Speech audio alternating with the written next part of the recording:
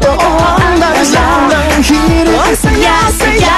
Ito na yung sinasabi nga yung pag-ibig ng Diyos, no, na ibinigay niya yung kaisa-isa niyang anak para sa katubusan ng mga kasalanan natin. Bukod pa ho doon, marami pa ho mga karakter di ba? Lalo na sa, ayan, yung nakita namin sa labas kanina na senakulo. Marami pa mga karakter doon na posibleng may mensahe din sa bawat puso ng Pilipino.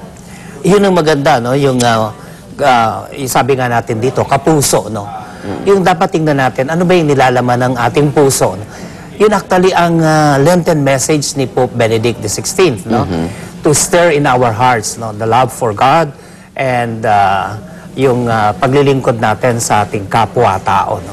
Kung paano itong ginawa ng ating Panginoong Jesucristo. It must begin from the heart. Sa puso. Oo. Kasi hindi pwedeng tradisyon lang Hindi pwedeng napag-aralan mo lang. Kailangan tumitibok ito sa iyong puso. Okay. Sa Diocese po ng Malolos, may mga aktibidad ho ba tayo ngayong Holy Week? Baka pwede na hong i-announce yun na po rito sa programa.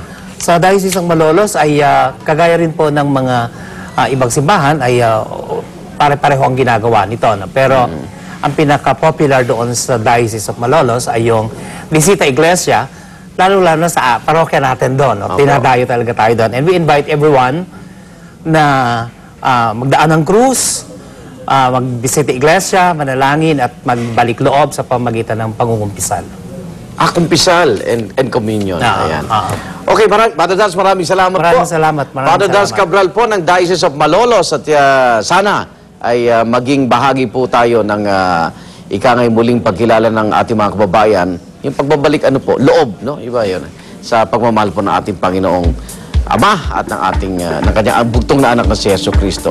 Yan po ating naging talakayan, mga kapatid. Ayan, mga brother and sisters in Christ. Magbabalik po ang unang hirit.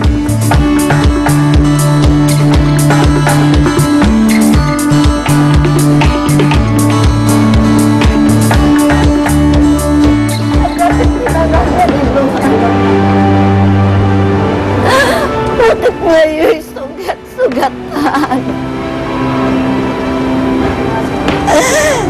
Ibig ko tipunin sa aking mga palad. Ang banal na dugo mong sa lupa ay kumalat.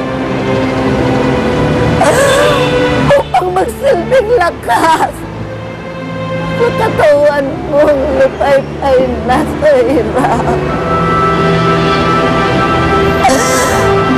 Hindi ano naman.